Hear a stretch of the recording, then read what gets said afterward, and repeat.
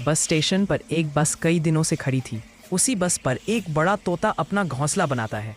तोता वहीं अंडे देता है और कुछ दिनों में अंडों से नन्हे नन्हे चूजे निकल आते हैं। तोता बहुत खुश था, लेकिन एक दिन दाना लेने जाते समय अचानक बस चल पड़ती है और बहुत दूर चली जाती है। जब तोता लौटता है तो बस वहां नहीं होती। तोता अपने बच्चों को हर तरफ ढूंढता है, पर सब बेकार।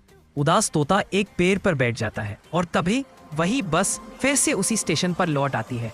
तोता खुशी से झूम उठता है और इस बार वह अपना घोंसला पेड़ पर बना लेता है।